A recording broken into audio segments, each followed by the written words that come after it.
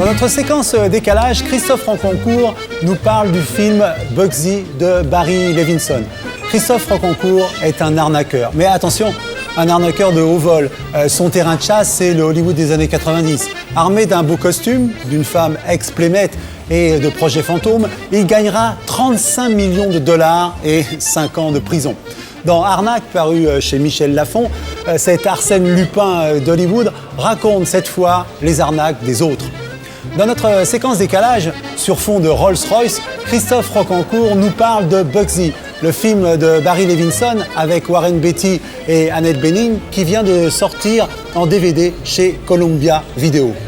Bugsy, c'est l'histoire, dans la fin des années 30, d'un gangster, Bugsy Siegel, membre de la mafia new-yorkaise. Un mélange de Gatsby le Magnifique et de Al Capone, le charme ravageur et la gâchette facile.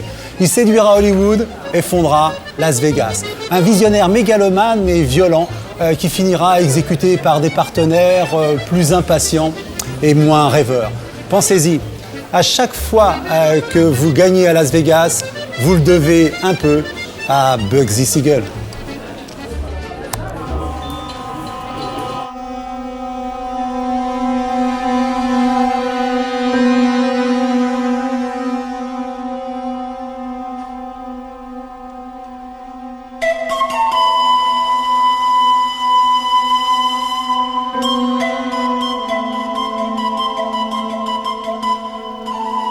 Alors, film Bugsy Siegel, donc Benjamin Siegel, réalisé par Barry Levinson, et dont le rôle principal est interprété par Warren Beatty.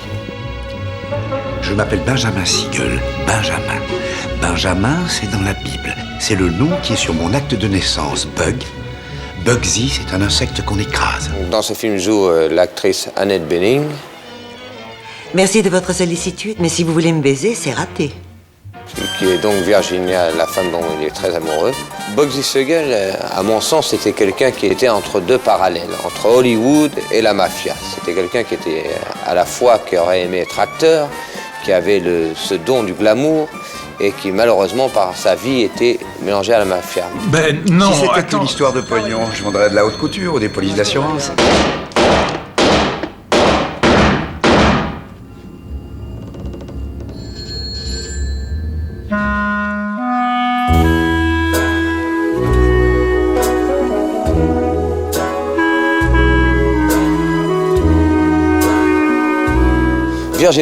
Virginia Hill, femme de tête, femme de caractère, elle a pas peur, on pourrait dire, elle est rebelle.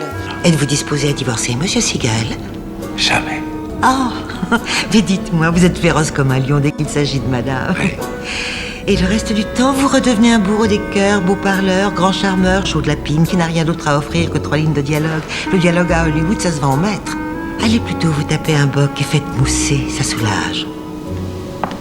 Benjamin Siegel, c'est quand même quelqu'un qui terrorise, c'est quelqu'un qui a du pouvoir derrière lui. Et cette femme, actrice, un peu légère, elle le provoque.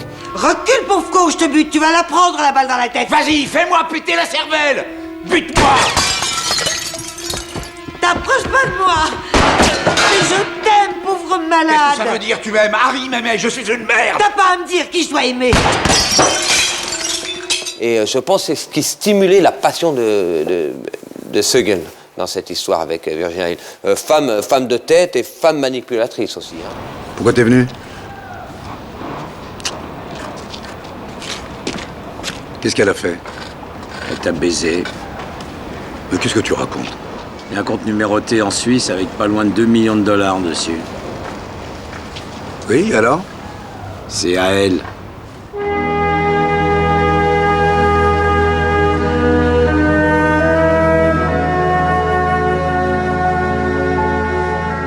Pourquoi Bugsy a cette image de Las Vegas? Comment cette vision, elle lui vient? Elle n'est pas anodine, puisqu'à un moment, on voit Bugsy Siegel, ou Benjamin Siegel, on le voit rentrer dans un petit bout. Le Nevada était le seul endroit où on avait le droit de jouer, donc le gambling.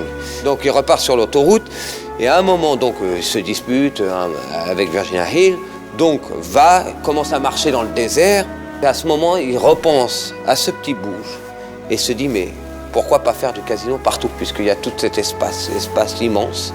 Il commence des travaux, combien ça va coûter? Bon, Bugsy, Benjamin Segel, qui n'a aucun souci de l'argent, dit 1 million. On sait très bien qu'après le 1 million, il y en a eu 3. De 3, il y en a eu 6. Ben, vous savez qu'avec tous les dépassements qui s'accumulent, on se retrouve avec un budget qui se monte à... Virginia, c'est combien? 4,5 millions de dollars. Aucun problème. D'ailleurs, ce qui lui coûtera la vie. Salut, mon. Virginia, je vous présente Gus Greenberg. On vient de la part de Meyer Lansky pour prendre en main la direction du Flamingo. Mais c'est Ben Siegel qui dirige le Flamingo. Bugsy Siegel est mort. Les propriétaires du Flamingo, c'est nous. Et à ce moment-là, va naître ce qu'on connaît aujourd'hui Las Vegas. Pas vu, pas pris, je connais un voleur si gentil qu'il a volé mon cœur. C'est sans doute un des films que j'aime le plus. D'ailleurs, Vanity Fair l'avait cité, il avait fait un parallèle par rapport à ma vie. C'est que, effectivement, c'est le côté argent où je pense que l'argent doit être fait pour être dépensé. Vous avez une maison splendide, Merci. absolument splendide. Que pensez-vous du Beverly Hills Hotel? C'est le meilleur hôtel de la ville. Ah oui. C'est là que vous êtes descendu? Qu'est-ce que vous préférez, les bungalows ou les suites?